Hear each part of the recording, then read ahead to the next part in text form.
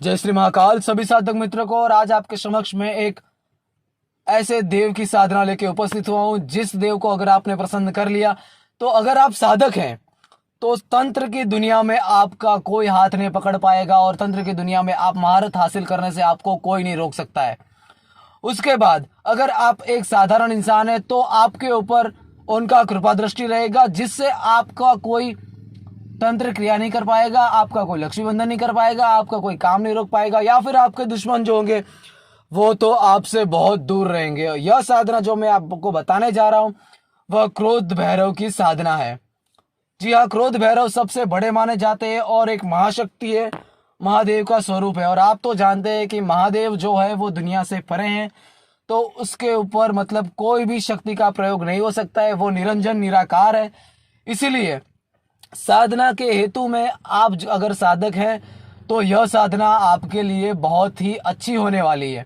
तो अभी तक आपने हमारे चैनल को सब्सक्राइब नहीं किया है तो आप हमारे चैनल को सब्सक्राइब कीजिए, लाइक कीजिए एंड शेयर कीजिए, ताकि हम जो जन कल्याण के हेतु आपको साधना सिखाते हैं वो सभी साधक मित्रों यह साधना फ्री ऑफ करेंगे और आपके ऊपर एक भी रुपए का शुल्क हम नहीं लेते हैं। इसीलिए चैनल को सबसे ज्यादा शेयर कीजिए।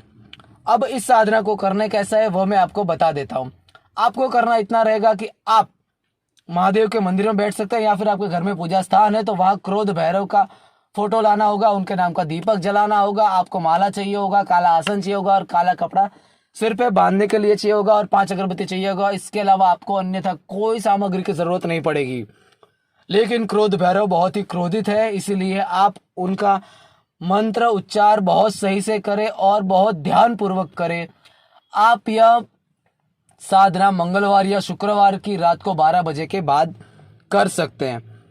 इस साधना को करने के बाद आपके सभी साधनाएं तो सफल होने ही लगेगी और सभी तरह से आपको खुशखबरियां मिलने लगेगी। मंगलवार या शुक्रवार की रात को 12 बजे के बाद आपको आसन लगा के बैठ जाना है, सर पे काला कपड़ा बांध देना है, 5 अगरबत्ती बाबा के नाम की जला लेनी है, बाबा को याद कर देना है। यह बाबा की कृपा आपके ऊपर हो जाए फिर तो आपको किसी भी साधना करने की जरूरत तो नहीं पड़ती है। लेकिन फिर भी अगर साधना करते हैं और आप तांत्रिक हैं तो यह साधना आपको 1,01% बहुत ही अच्छा फल देने वाली है। अब इस साधना को हम कैसे करते हैं, तो इस साधना को करने के लिए सबसे पहले आपका मन स्वच्छ होना बहुत जरूरी है और आपके मन के अंदर कोई भी दूसरा बात नहीं होना चाहिए या फिर कोई गंदे विचार नहीं होने चाहिए। आप अपने मन को स्वच्छ रखेंगे तभी यह साधना कर पाएंगे। जो बाबा है वो बहुत क्रोधित है और इनसे सभी डरते हैं, इसलिए सभी शक्ति इनसे दूर रहती है। तो इसीलिए आपके ऊपर कोई शक्ति का प्रयोग नहीं कर पाएगा, आपका कोई तंत्र क्रिया नहीं कर पाएगा, आपके ऊपर कोई वशीकरण भी नहीं कर पाएगा। इसके लिए क्रोध भैरव को प्रसन्न करने के लिए आपको सिर्फ 1 घंटे की मेहनत की जरूरत है। 1 घंटे की मेहनत के बाद आपका जीवन इतना मंगलमय हो जाएगा कि आपको कभी भी तकलीफ नहीं पड़ेगी।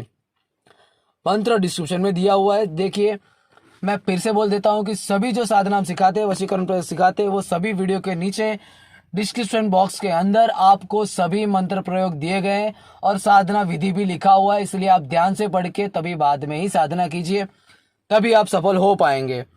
अब 108 बार मंत्र जाप करने के बाद आपको बाबा को याद कर लेना है और आपके माला के अंदर जो आप माला करते हैं उस माला के अंदर बाबा का निवास स्थान हो जाएगा। आपको वो हर तरफ से जवाब देने लगेंगे, आपके स्वप्न में भी आ सकते हैं अगर आप भाग्यशाली हुए तो। लेकिन मैं चाहता हूं कि आप ये साधना जरूर करें ताकि आपके ऊपर बाबा की असीम कृपा दृष्टि रहे। तो फिर साधक मित्रों आप हमारे चैनल को सब्सक्राइब कीजिए ताकि हम आपको जो साधना सिखाते हैं वो ज़्यादा से ज़्यादा लोगों तक पता चले। तो फिर मिलते हैं अगले वीडियो में। जय श्री महाकाल।